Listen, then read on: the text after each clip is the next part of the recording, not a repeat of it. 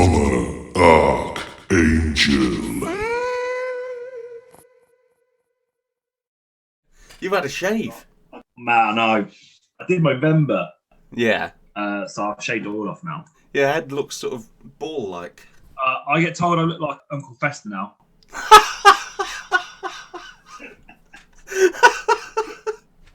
No, I don't see why people would say that.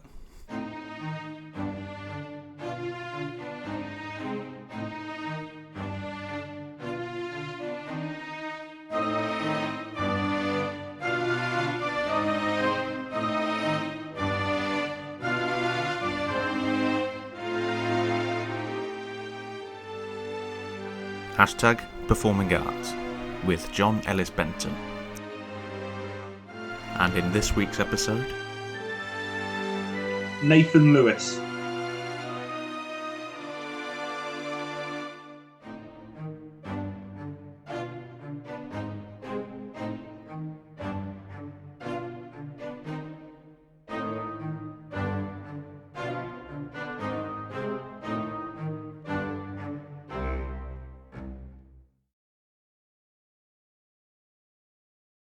so how's life in lockdown? How are you surviving? Bored.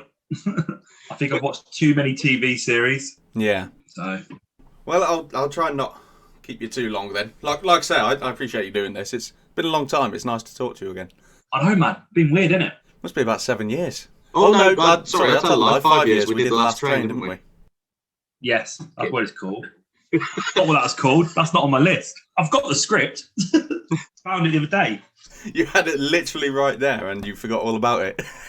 Yeah, it's in the folder. What other scripts I've got? I think that's it. Oh no, I've got Danton's Death as well, but I never did that play. Danton's Death. I never did it. It's when we went to the Berliner.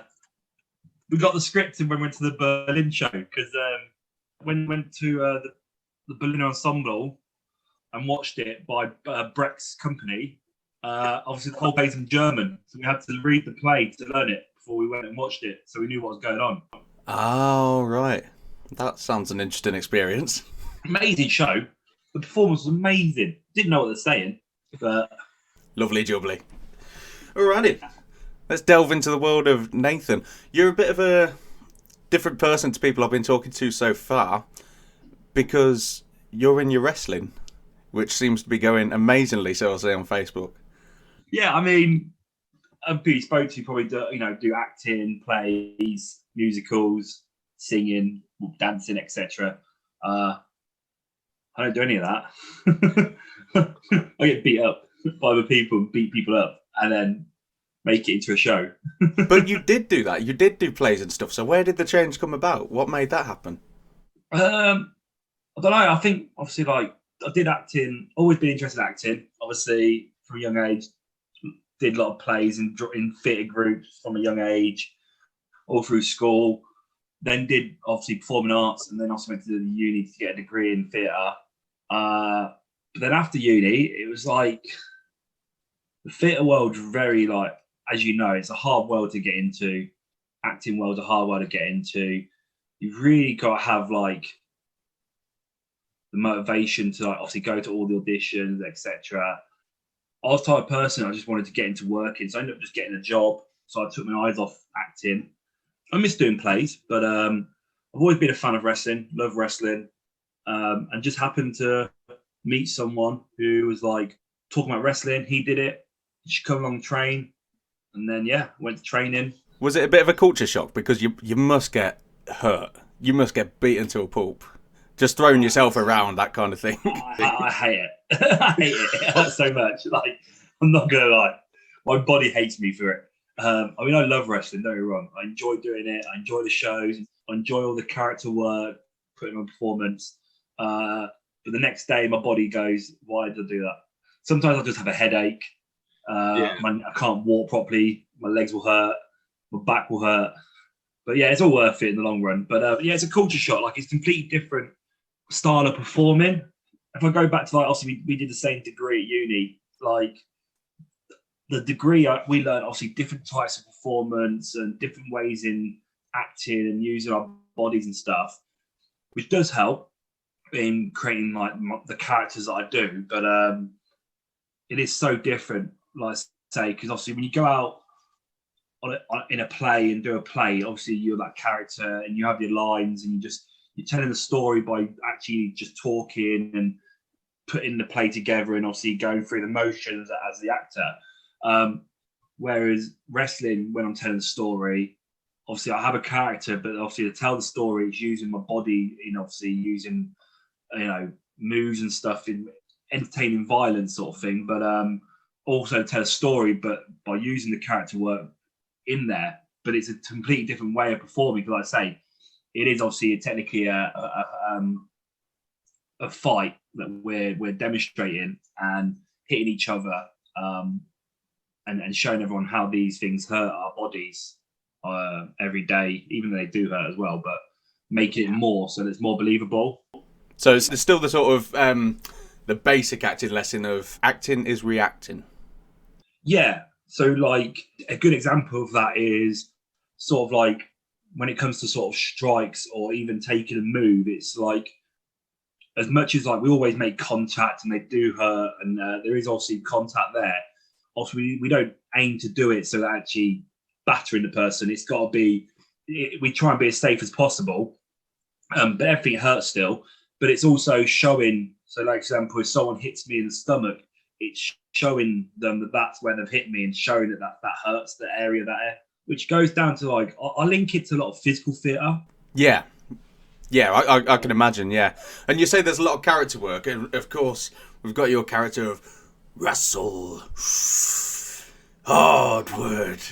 Excellent. I've got many characters at the moment, yeah. So how much does that come into it? How hard is it to create a sort of unique character? Because obviously you've got the sort of legends. You've got like Triple H, Undertaker, all those kind of things. How did you come up with yours? I think, so obviously the first character I did was Fifi, which was a drag character. That all links back to obviously the theatre days and performing days. I wanted to do. There's many drag wrestlers out there, really good ones out there in the world of wrestling. But there is this. It's a small niche, so I knew it was something that around here was very unique and that the company never been done. And the promoter himself liked the idea of doing something that was different to that had been on the show before. I saw drag as it's just another way of performing. It's another type of performance art. So I was like, well, I know I can perform really well. And at that time, I was really new to wrestling. So I knew my wrestling wasn't that good, but my performance side, I would be better at. So I created a character that was obviously over the top, flamboyant, because it allowed me to go back to my days in performing and acting and being a character, because I knew that would be the stronger part of me. And it went down a treat. I mean, everyone loved it. They loved the character for years. Was there any sort of trepidation? Because obviously, World of Wrestling, it's sort of big, it's masculine. I wondered if there was going to be any sort of repercussions or sort of comebacks for being out there in that way. I mean, like anything, there's always the odd comments. Obviously, like myself, like obviously I'm not. Obviously, with drag, everything obviously it gets a lot of links to obviously LGBTQ community. Most drag artists may be gay men, obviously, and that's not me, obviously. And obviously, some people question that, like, oh, was I doing it to take the mick or being offensive? No. I'm someone that's a big supporter of the LGBT community. So that's quite surprising. I wasn't expecting criticism to come from that side. I thought it would be from the side of like. So I had both. That was one. Some people thought it was like, some people would question like why I was doing it, and it was more of like, for me, it was more like I was doing it to show people like you can be who you want. Don't be afraid. Like if you choose to dress as a woman or choose that, you can do that. There's nothing wrong with being flamboyant or being camp or anything like that. That's what I was going for. So I knew personally what I was going for and aiming for, and I wasn't trying to offend anyone or anything like that. And some people saw that. That's their choice to see it like that, and that's fine. But you'll get some people question it, saying, maybe not fully like it or agree with it, thinking it might be giving the wrong impressions to youngsters and stuff like that. That happens anyway in the world we live in. But no, 90%, 95% of the was real positive. People loved it because, like I said, I went out there to be entertaining. I think I remember the first show when I was debuting Fifi, and we were backstage, myself and the promoter, and I think the question was, this is either going to be hated or loved. We didn't know until I went out there. Yeah. We didn't know how our fans were going to take it. We didn't know how they were going to react.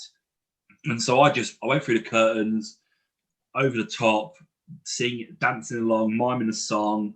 And the children and the parents just seemed to warm to it straight away, loved it. We're like, this is the craziest thing I've seen. This is hilarious. That is so up your street, though, isn't it? It's so out there. It was out there. But I think it's not weird for the sense of me, though, because, like I say, going back to like doing the theatre side of things, I've done previous roles where I've played women as well. And so it wasn't like something I hadn't done before or tapped into before. So to me, it was quite something I've done before. So I knew how to sort of tap into those roles. And I've played quite flamboyant characters before in certain plays and musicals I've done. So again, I knew I could find links to characters I've done before to bring it into this one character. And then obviously after about 3-4 years of doing Fifi, there was a decision to bring out a new character in Russell Hardwood. I went from being a drag queen to what was meant to be a 70s/80s kind of porn star guy, and more of a manly man on the different side of the scale. Yeah, it's completely the other end. And and so for that was obviously, again, it was another character that I had to then develop and create and get in the mindset of. And again, I linked that back to other characters that I played, mainly the Argentinian in Moulin Rouge. Yes. I thought of him when I did it, and also I played him in Moulin Rouge. And I was like, well, he was a bit of a husky voice, ladies' man, thought himself to be the pretty boy of everything. So I had things to link it to when creating the character. But again, like I say, it was completely out. It was more for the adults. And like I say, it was the complete opposite. And then obviously there's the new character I'm doing, which is Cleo, which is completely different to both of them, which is basically a more darker side of the mind. So this one doesn't really have a gender, but is more of like someone who's like follows Satanism, deals with like the demon side of things, is controlled by a creepy little girl who is like connected to Lucifer sort of thing. So it's very dark and twisted. And again, complete opposite to the other two, because they were all like out there to have fun and entertain the crowd. But this one is now there to say, not entertain the crowd, obviously, when I go do a show, but to be hated, to be disliked. Again, it's the opposite. But again, I linked that to other characters that I played before. My casting in my world, I felt was always being quite weird. When I've been typecast a lot, that I felt I've played characters that have always had like psychological issues. When we did, because we did The Last Train back in 2015, which was an original piece by Steve.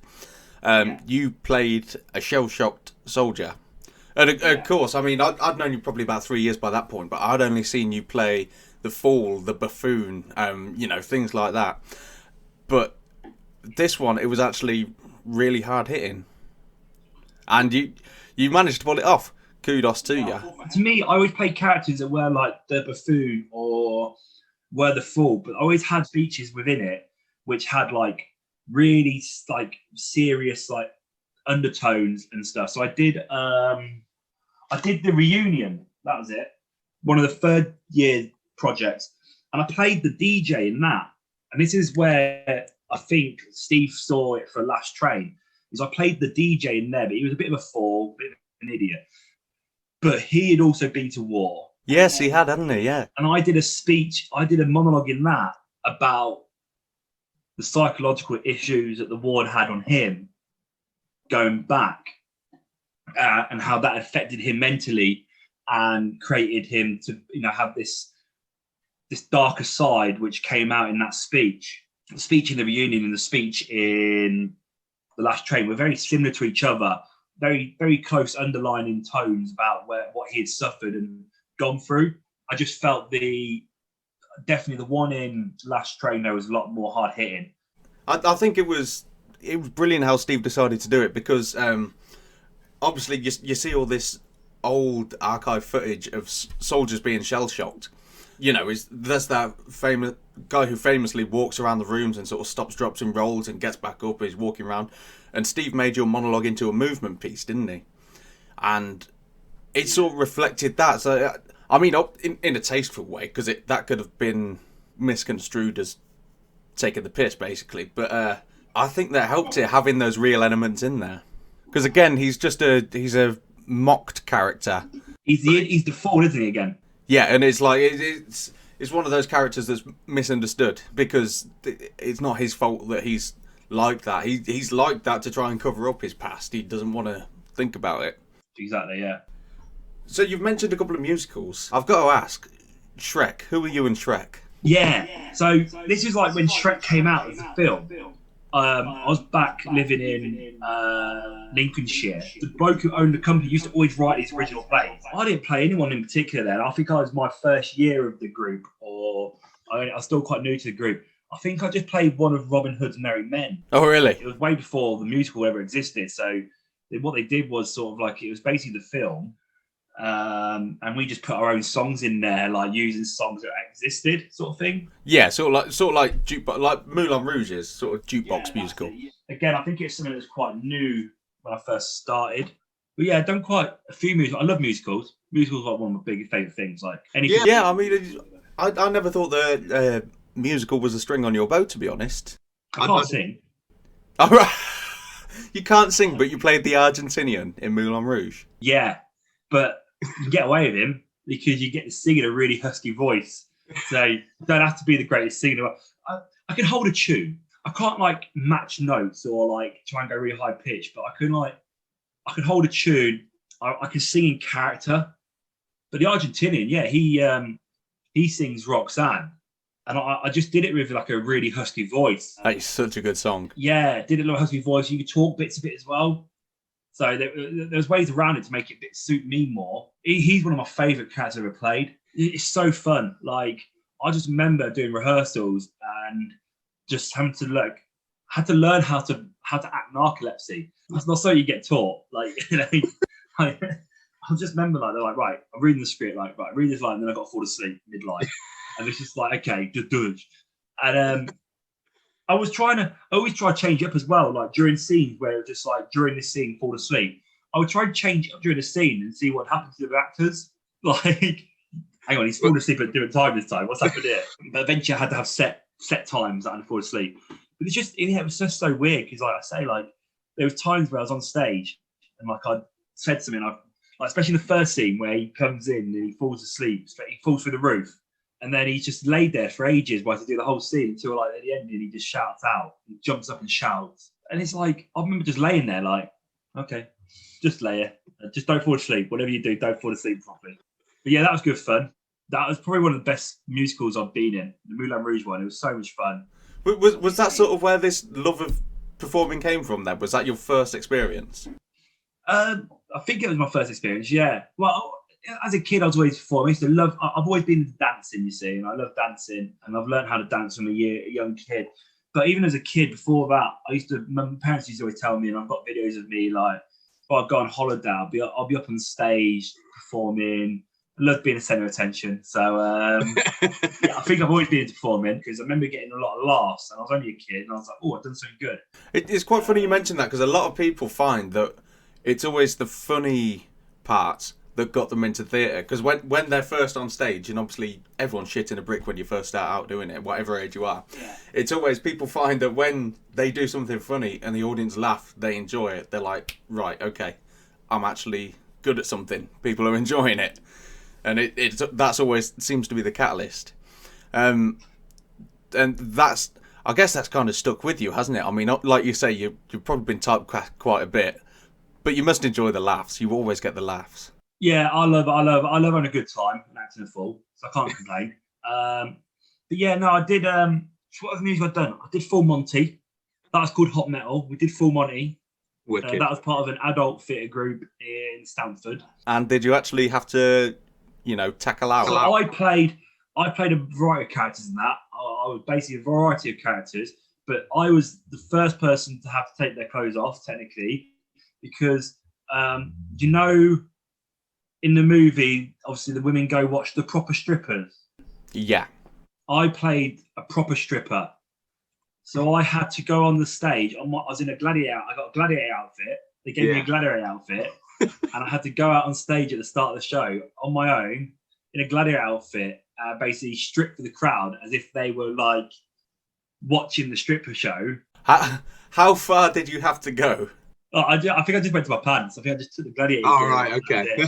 I was going to say, because you're quite an out there, confident person, but even getting photos from uni show that. Out. Yeah, I think even you would squirm at Winky Out. No. I'd get naked on stage. If I got cast in a play and they're like, "I need to get naked on stage," I'm like, "Okay, stand." Whatever. Not bothered by that. Just gotta hope it's not a cold theatre. just imagine. Eh?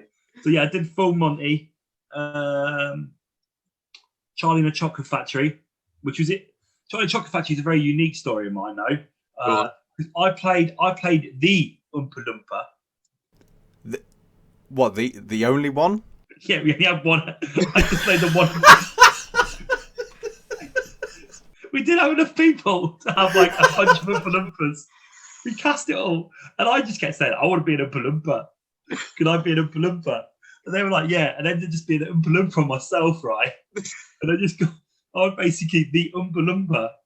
And then basically whenever it came to my songs, I'd be at the front singing them, and then I have like the dancers backing me up singing it as well.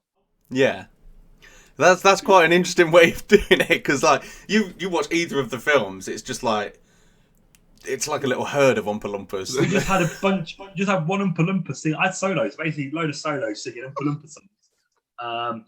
And I got to wear the greatest outfit I've ever worn in life. They said to me, "Oh, what do you want to do for your costume? You've got to, go find a costume for yourself." And I was like, I don't want to, if I'm only the only one, I can't just be like an orange Oompa Loompa, because that's what they all look like. Yeah. So I've got to be unique. And I went into the costume cupboard and I found this multicolored unitard, right? Full legs, full body, arms, everything, like bodysuit, multicolored, like rainbow, multicolored unitard. And I went, I'm wearing that.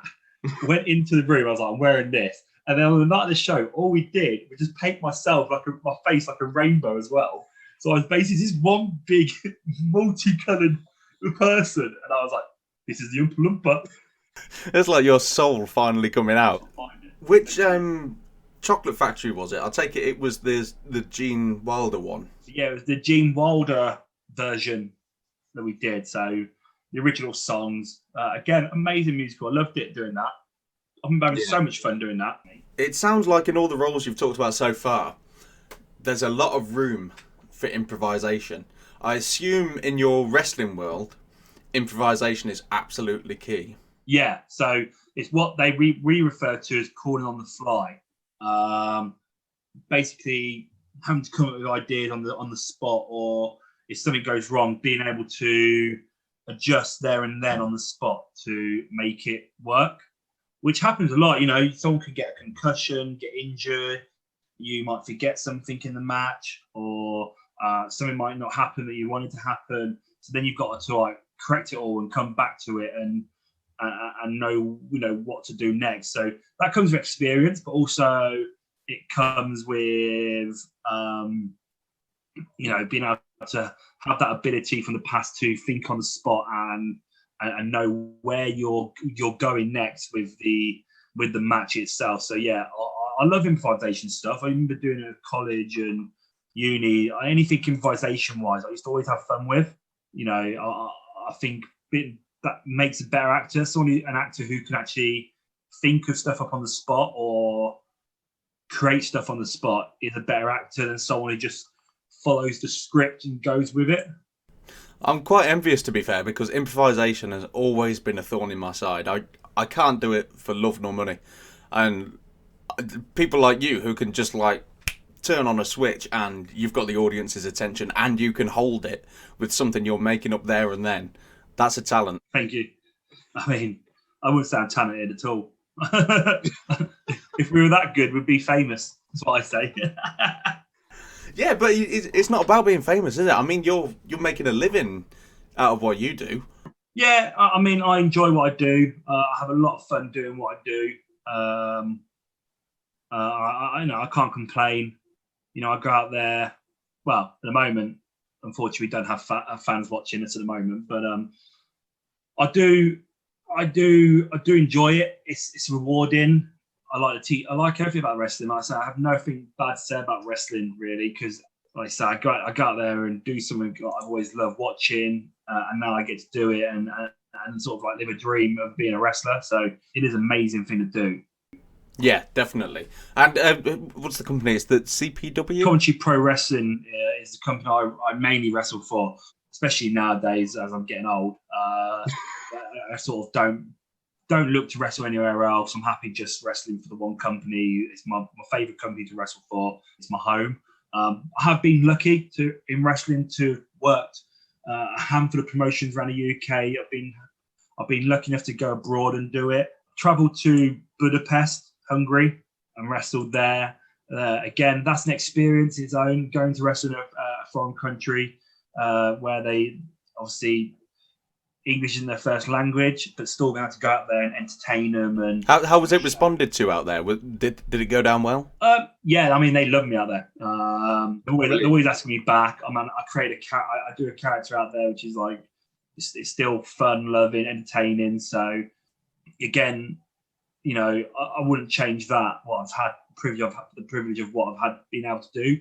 But nowadays, I'm just happy staying at Coventry Pro Wrestling with CPW is the only place I want to wrestle now, because like I say it's where I started and I have the most fun there. So how is CPW and your fellow wrestlers? How are they still able to get this sort of platform out there at the minute with everything that's going on? Or because you have these sort of standoffish videos, don't you?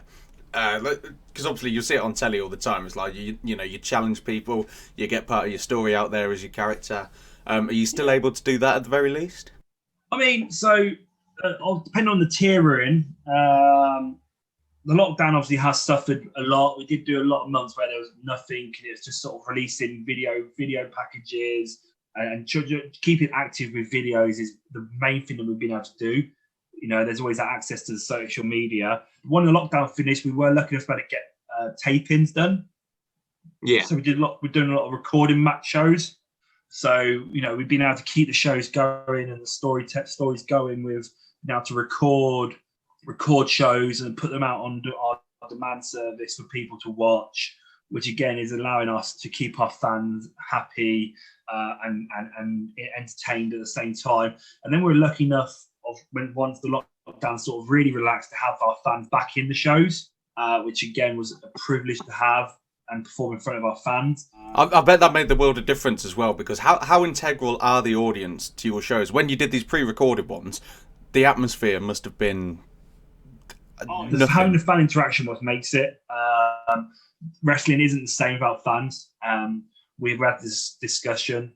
As much as it's nice to do the tape-ins and record the matches and perform the matches and do the shows before the camera for them to watch, it's so much harder without having the fans there and having them invested in what's going on as well. But yeah, no, fans make all the difference when it comes to the wrestling shows. But again, recently the lockdowns happened again. Able to do the tapings again, and hopefully going into tier two soon. So that should mean that we'll be able to have the fans back as well once we're in tier two. And just for anyone who might be listening, who's into this kind of stuff, where do you stream your fights? CPW have their own on-demand service, which is on Patreon. So you can get the Patreon app, and on there is Coventry Pro Wrestling, and people can obviously subscribe and see all the shows we've ever done, and also what's happening at the moment. Obviously, our stuff's on Facebook, Instagram, YouTube. We have stuff on as well. which always has stuff being posted on there about what things are happening. So, you know, we try and keep ourselves as busy and active as possible, because in the day, what we say is the number one thing that's important when it comes to wrestling is the fans. The fans are the most important thing in wrestling. And without the fans, you just don't have a show, really. So, yeah, we rely on the fans or whatever. So that's what we do every time we go out there, to try and entertain our fans, really. Yeah, you see any of the videos of you guys performing, they're lapping it up, aren't they? They're on their feet, they're screaming, shouting. Yeah. It's just, obviously it's still performance, but it must be another level of performance. Have the audience involved and, you know, fired up like that.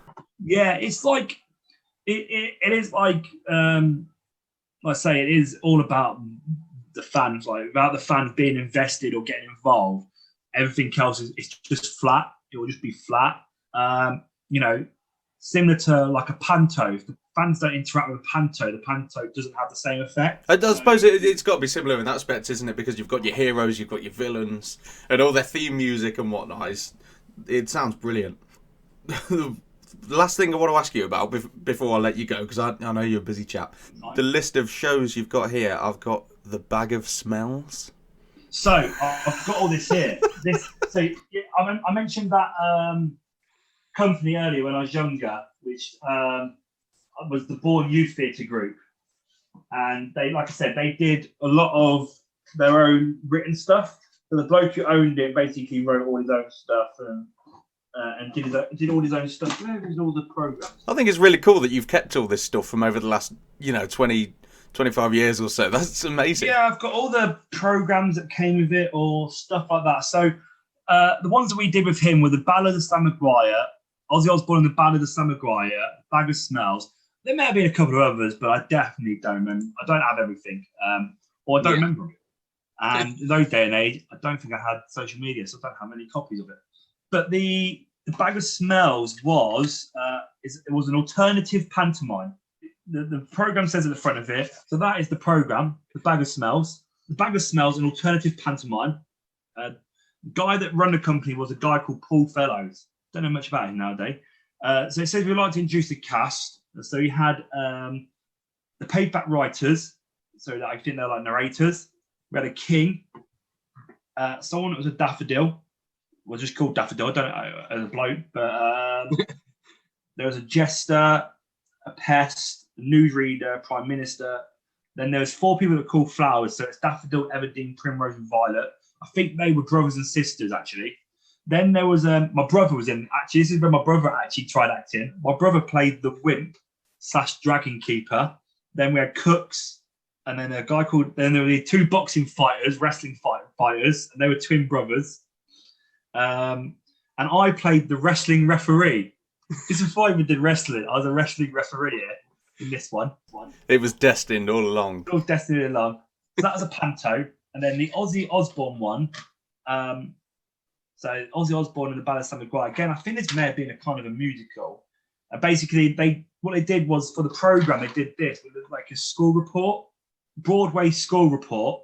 So that was a school, Broadway. There was me who played Ozzy Osbourne. So this is actually the first time I played a lead role.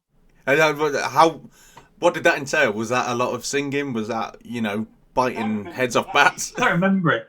And the report doesn't help me, because the report just says, Ozzy Osbourne, played by Nathan Lewis, must try to remember where he is and act accordingly. I mean, that's just what I've been told all my life. That just sums you up.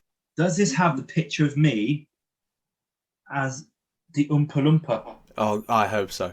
Just there's a load of pictures from my performing arts college. There. So that's Moulin Rouge, but I'm not in the photo.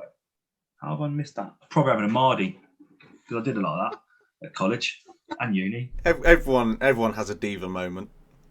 I remember, actually, when we were doing The Last Train, when we were at the Albany Theatre, there was a big kerfuffle, because we were all going to be mic'd up, because it's what, a 2,000 seat theatre, something like that. Yeah, big theatre. Yeah.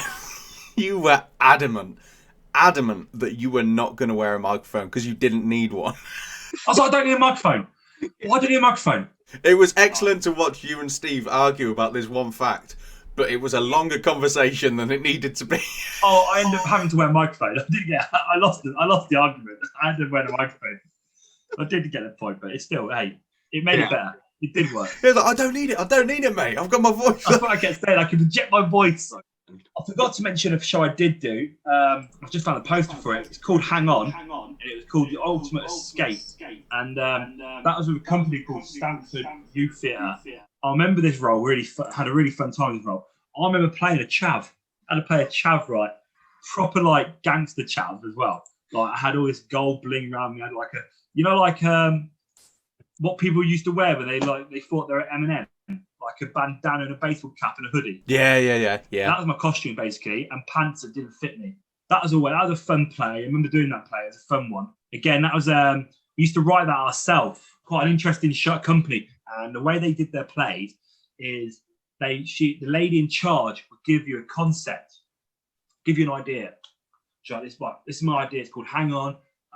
It's about a roller coaster ride, a funfair ride, which takes you to places, and this is happening and stuff. And then we create our own characters. Right. Okay. So you had to workshop the entire thing. Workshop the whole thing, and so you'd create characters out of it. And then if she liked the character, she'd like, I write that character, keep that character, and then she'd work out what she could do with that character, and then we'd then come up with ideas and seeds and stuff. And then once we've got all that, she would go away and write the whole play out. So how old were you at this stage? 17, 18. It's still quite an advanced thing to do. Devise a whole original piece for people that age. But obviously you managed to pull it off. Otherwise, we wouldn't be talking about it. Like I don't know. I've been quite lucky to do a lot of shows. I've really enjoyed. Like uni, I think we do a lot of stuff at the uni, I did Arabian Nights, part of my second year. And then I remember doing the main one was probably Government Inspector at uni, which again, I played an idiot. I played one of the brothers that were idiots. What's Government Inspector then? What's that about? Inspector was a German play. Now, I know that people going to listen to this and probably did our course, so I'm going to get ruined here because I've forgotten it probably, but I made a mistake, who cares? It's been years. It was a German play about a small town where this inspector was coming, and this person turns up who they believe is the inspector, and they treat him nicely, and all this stuff happens, and it all starts getting a bit crazy. I play Bob Chinsky, and I've got a brother called brother called Dob Chinsky. They're both idiots, and I think the whole thing turns out that he wasn't actually the real inspector. And then at the end of the play, the real inspector turns up, and they're like, "Well, who is this guy?" That sounds a bit sort of Inspector Calls, doesn't it? Yeah, they're all worried about what's going to happen when he turns up, and also there might be things that are going wrong. But again, I played this idiot who had a speech in it that was very heartwarming speech as well, and I was like, "Okay, cool, I'll do this again." That's standard for me, doing these speeches. So I've done quite a lot of them, where I've ended up having monologues where I've played like a stupid character and then end up with like a really serious monologue at the end. Yeah, it seems like people have obviously seen you play the fool with the dark undertones and stuff like that, and they obviously enjoy you doing it. So I enjoy those roles. Yeah, there's nothing wrong with that. They're more lovable in a way, aren't they? I don't mind being typecast, but I haven't done anything for years. I felt about doing it again and won't get back into it, and then I'm just like, I don't have the time. Just don't have the time. Yeah, it's a tricky thing, especially because it's not very stable financially. Oh, the arts at the moment is horrendous. I feel bad for anyone really in the arts properly. Like, it's a hard time for anyone. Like, people need to remember to support the theatres when they come out back open, and to get to watch as many shows as you can. I like what they've done in America. I think it's an American app. They've got that Broadway. You've seen it, that Broadway app, Broadway streaming service. I think you can get it in this country. I'm not sure. Basically, on there, they've got loads of musicals, plays from the UK and from America. And I think you pay for the streaming site. You subscribe to it like Netflix and stuff. But on there, it's just basically loads of musicals and plays. I think the problem is when all of this starts, blowing over, when we start getting over it, I think people are still going to end up being too scared to go out. I mean, it's in a theatre, you didn't think about it before, but you're packed in like sardines. You're shoulder to shoulder with people. I think that's going to put people off, and I think the arts is going to suffer even more. Yeah, I mean, it could have a bad effect on it. Like I said, there are things out there for people to watch, but again, like I say, the arts has suffered a lot, and I think it, hopefully, won't suffer too much. It's terrible because I run a theatre company as well, and it's just we haven't done anything since. In fact, it's a year ago today we did our last show. We had so much planned, we had so much we were going to do, and then just bang. I think I remember you were doing some really interesting stuff I've seen online. Yeah, Sherlock, I think, was the next one that was coming along. Yeah, you just cast Sherlock. Yeah, we started rehearsals for it, and just nothing. I can't wait to get back and start doing it again. I think after this, once this lockdown ends again, and I might go back into doing theatre just because I think it needs people to come back in and help it grow again. Yeah, I agree, and I would be more than happy to get you on board if you wanted to come along in one of the Cloud 8 shows. If you've got any fools with dark undertones, let me know. I'm sure there can be an arrangement made. It should be interesting to see what happens. It'll pick up again eventually, whether it's next year, the year after. it'll come back, and we'll be there. Well, Nathan, I won't keep you any longer because I know you're a busy chap. It has been wicked to talk to you. It's been too long. Thank you for inviting me on. It's been a pleasure. Much love to you. Thanks, boss man. Appreciate it. You too.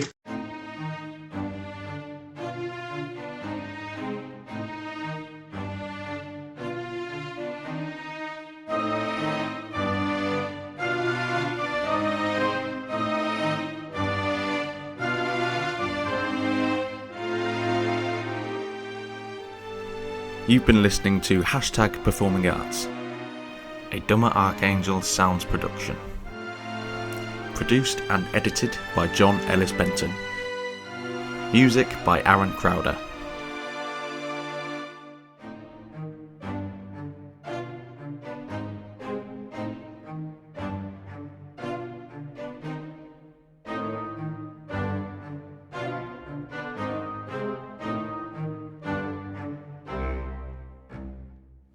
Next time.